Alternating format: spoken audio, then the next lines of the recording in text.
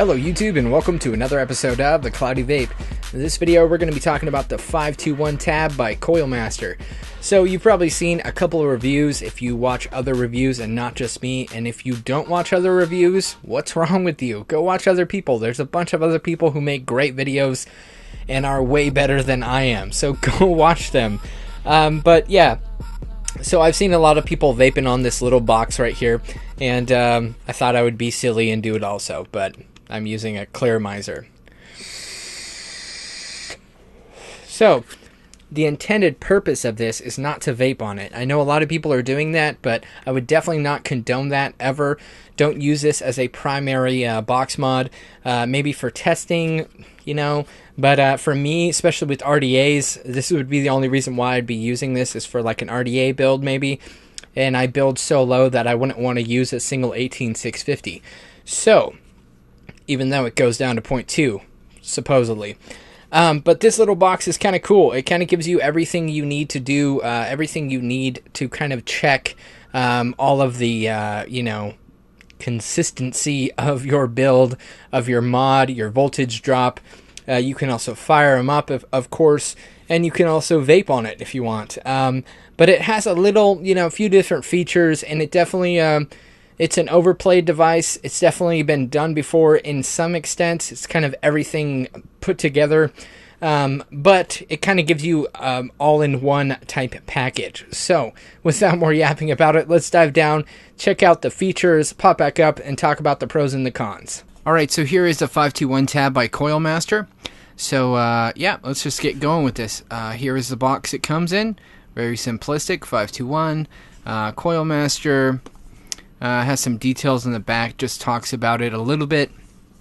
So it says ohm reader or ohm meter, voltage meter for Mac, mod / regulated mod, coil rebuilding deck, coil burning, table mod, and reverse battery protection, OLED screen resistance metering, down to measuring, down to 0.01 all the way up to about 10 ohms. Voltage measuring range is 0.3 to about 10 volts. And resistance rate is as low as 0.2 ohms. That means how low it'll fire down to. Connection is a 510 with a spring-loaded pin. Charging is at 4.5, 750 mAh, micro USB charging input. So I believe that means it charges the actual 18650 that it requires. It requires a 18650 3.7 volt battery, and it's not included. So that's just some of the details. Let's pop this out. So you have some propaganda, as Vic would say. This is propaganda right here. There were some other things. I probably lost a little card, but there was like a little card talking about it. Maybe that was in the other one. So here's your little user manual. It tells you a little bit about the device and stuff. Not a lot of stuff that... If I can open it, come on. Yeah, so it just kind of diagrams, tell you how to fire it, how to use it, specifications, kind of the stuff I already read and stuff like that. So that is that. Yeah, so not too bad. Let's go ahead and take it apart real quick. We'll refer back to the manual as needed. So here is the actual tab. Let's have a look at this real quick. Not too bad. You have a switch. This is for your burning. If you look right here. So burn, off, and checker. So if it's over here, it's on burn. If it's in the center, it is off. If it's on the left, it is the ohm checker. So burning means it will fire when it's over here. So 2 lines means fire. 1 lines means checker. You have a little glowing kind of a LED thing going on, or OLED, or whatever you want to call it. It says Coilmaster 521 right there. You have a micro USB. I believe it's for charging the battery. That's what it says. So it will charge a battery. At least that's what it's stating. I have not tested that yet. And I also don't know if there is pass-through, because you can fire this. I'm not sure if pass-through is actually enabled on this. So these are actually polarity pins that you put down that kind of work like a multimeter reader. And there are actually little gator clips that you can put down into here and use them to test a lot of stuff and do other things with them. Here is your little OLED screen. Non, I just means no atomizer on, maybe. Basically, when there's nothing there, it'll just say non. You also have your button right here that will, fire the actual device when it is in fire mode. So over here, if you fire it while it's in fire mode right now, switch to fire mode, it will just say check atomizer. You have a little Sherlock pipe going on right there. Here's your battery indicator, and that's what that looks like. We'll screw down an atomizer in just a second, check it out more. But that is that. So you do have 4 magnets on the base right here. 1, 2, 3, 4. Those are your magnets. And then you have a little plate with magnets on all 4 sides, and this little hole right here, this little pin. So that pin lines up with that, so it will only go on one way, just like that. And it does hold on pretty nicely. So this is a spring-loaded pin to hold down your atomizer. And then there is a few different adapters. So let's set that aside. Let's pull out these adapters. So this is kind of your inline checker. This is where you would screw down your mech mods to check voltage drop and or your regulated devices if they will fit and or work. So you would just pop that down into there just like that. It only goes in one way. Basically, this little pin is going to cover up the firing button, right like that. That will cover up the firing button, and that will create a little step up on it. So turn it off real quick, and that's how you would test that. We'll come back to this and test that later, but first let's just talk about the actual the device. Let me get an atomizer right here. Let's screw this down in. So I have a 0.3 ohm build. Very simple build on here, just like that. So what we're going to do is we're going to fire it up just to show you how it fires.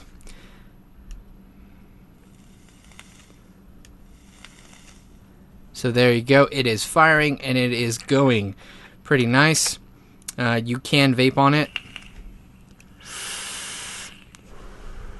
So you can vape on it while it's going on. Just wouldn't recommend doing it, but it is possible. So there is that. If you check the ohms, so it will show, what does that say, 0.29. So like I said, it's about 0.3. That's a little close, so that's a pretty accurate reading. There you go, 0.2 ohms. And then to switch it the other way, you can fire it like that. And it does indicate that it's firing. Shows a little smoke above that pipe right there, or vapor above that pipe, and that's how you would do that. So that is, that's the basic functions of it. That would be the main reason to get this one. You will be able to put it down. You can build on it, then check your ohms by switching to your checker status right there. Check your ohms, and then you would be able to switch it to fire mode, fire it up, and that is the, that's like the main intended purpose of this device. Like I showed you also, you can vape on it. If I can get this to unscrew, there we go. So that is that. The next thing to talk about is there's these little prongs. These little prongs are going to give you, there's also a micro USB that is super small, so I wouldn't really recommend using it unless you have like a laptop that you can get really close to this. So right here are the little like gator clips, these wires that will connect down into this. Now I've tested, it doesn't matter which side you put these in. There isn't a negative or positive. It's a either or, I guess. I've tested both ways and it works fine. So if you know differently, please let me know. But basically, what you can do is you can actually, hook up an atomizer, check a resistance on an atomizer, or you can actually check resistance on a coil. All right, so I have a coil right here. Just a couple wraps with some 22 gauge, 2.5 millimeters. So what you can do is, you can actually test what this coil might fire at once you put it down into your device, just to get a gauge on it. So this is, let me see, 6 wraps of 22 gauge Canthal. So what you can do is just clip down on either lead. There is your positive, right? So you can pick either side, and here is your negative.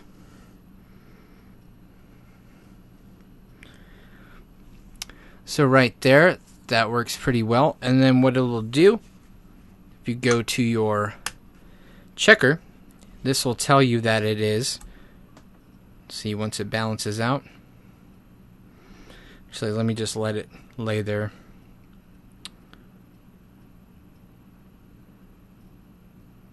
So that's reading at about 1 ohm, which seems a little bit high. That doesn't seem right for 22 gauge, but nevertheless, let's choke up on it to see where we would get. Actually, we would have more, we would have less lead space in an RDA.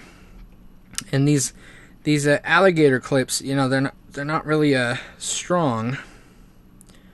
So let's see right there. There we go. That's more like it. So this is reading at about 0.5. So 0.5 with that would put you at about 0.2 ohms or lower.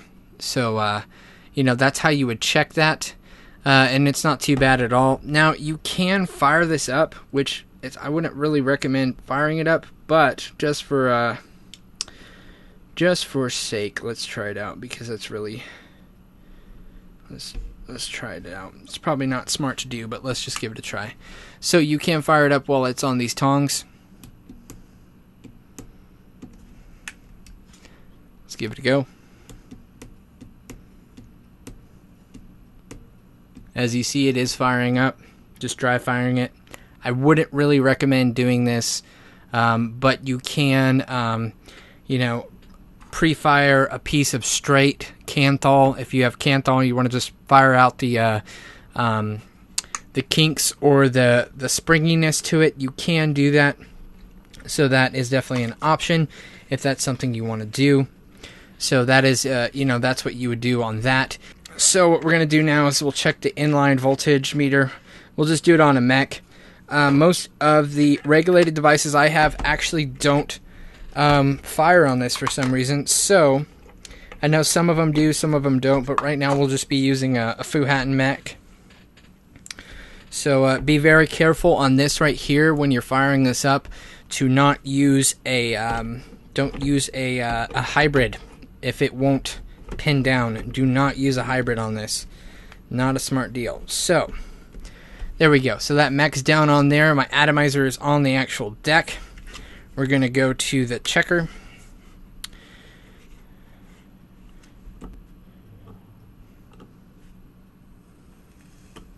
Check the checker right there. So this is a really low battery. This is probably a probably has 3.6, 3.7 volts. Not a fully charged one. And it's almost a full volt. Full volt is dropped. So we're looking at closer to about 3 volts on here when we fire this down. So you can see, the basic inline voltage meter and see what the drop is. So that's another thing you can do. Just be very cautious when you're doing this, because your atomizer will be firing. So do not put your hand near the atomizer while you're firing this. And then also do not use a hybrid mech if the pin won't connect, because this is a pretty darn flat pin. There's not a lot of protruding right there. So you can do that. You can also take like a regulated device, screw it down on there, and you can check it out, because some will work but some will not. So that is just kind of the that's there and here and there. So that is basically the big rundown of this. As far as the sizing of this goes, this is a very large device compared to most ohm readers. As you can see, here's like a standard 22 millimeter RDA. So you have a pretty pretty large. I'm gonna say this is probably about 3.5. Probably about 2.5, 3.5 inches tall. Probably about 4 inches wide. And about 3.5, 4. It's compact, but still it's very large. I mean, this is in my hands, and I have very fat hands, so it is kind of large. This button works really well. No issues there. The biggest thing is just remember what these are. Fire when you need to fire. Check when you need to check. So this is just a great little device to get going on building and getting going. as far as everything else, that's it. You got your inline checker if you want to hook up that little adapter. You have your little prongs, your little alligator clips to do like multimeter. I can't even say it. Anyways, you can clip on the positive and negative, negative, positive. Check that out. You can also pre-burn some coils or pre-burn the wire to get out that springiness with those little alligator clips. You can dry fire it if you want to. You can actually vape on it if you want to. And supposedly there is a charger function in here, which I haven't used yet. So the only big thing I don't know is if this is a pass-through, if this actually has a pass-through. So that is just a thought. But you know, this has gone on for about 15-minute video up close, but I just wanted to show you this. So yeah, that is the 521 tab by Coil Master. Let's go back up to FaceTime and talk about it just a little bit more. So let's talk about the pros and the cons. I would say there's really nothing. You know, I really haven't had any issues with this.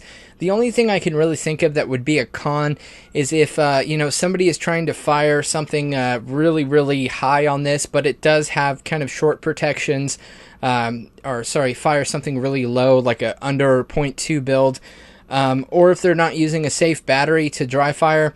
I don't know if it'll say, you know, like low battery or different things like that. It does give you a battery indicator warning, but I haven't used like a underperforming battery, something with like 10 amps or lower. I've never used that on this, so I can't say if it'll give any type of warning like that. As far as paperwork, I didn't really see much about that. But I'm just saying that could be an issue if you're using a battery that it can't handle, or if you're trying to fire it with a battery that is not really made for sub-ohming or, you know, any type of vaping. But, you know, for what it is a very decent device. You know, it does what it needs to do. You can build on it, you can dry fire, or you can dry fire the coils. I wouldn't recommend dry firing nickel ever. It has your checker on off, you know, single 18650, and it just does what it needs to do. It's also very nice, compact, and looks pretty darn cool. You know, it's well made. Even though it is plastic, it's still well made. So, would I purchase one personally? Would I go out and purchase one? No, not really. I have a multimeter reader, and I do it a little bit more. I guess I go a little bit too hard. I go a little bit too hard with things. So I would not want to use this. I'm pretty much, you know, I just use multimeter readers. That's what I enjoy using. I like to be very nerdy about it. So, you know, that's just me. But if you're, you know, somebody who wants to just have everything all in one little box ready to go for you, I would definitely recommend picking up one of these. Just like I say with most Coilmaster products, if you're just getting into this, or if you don't want to go out and buy each individual thing, or if you don't have each individual, you know, diameter to wrap, wire cutters, you know, ceramic tweezers, if you just want one purchase to finish you off for good as far as building, I would definitely recommend picking up one of these, as well as, you know, one of the Coilmaster kits. So that is just my thought about it. But if you have, you know, the tools lying around your house already, which I already did when I first started vaping, there's just very few things that I actually picked up after the fact when I started vaping that I needed. You know, I already had kind of electrical stuff hanging around, a lot of tools hanging around, so it wasn't really a big push for me. But if you don't have that, this is definitely something worth looking at, something you might want to pick up. So, yes, I definitely give it a thumbs up, and yes, I definitely recommend getting one. So that's all I'm going to say about that. If I keep talking, I'll just keep rambling on. So, going to wrap up this review, and I'll talk to you soon. Thanks for watching this video. If you liked it, please like it. If you like my videos in general, please subscribe, and as always, stay classy and keep vaping.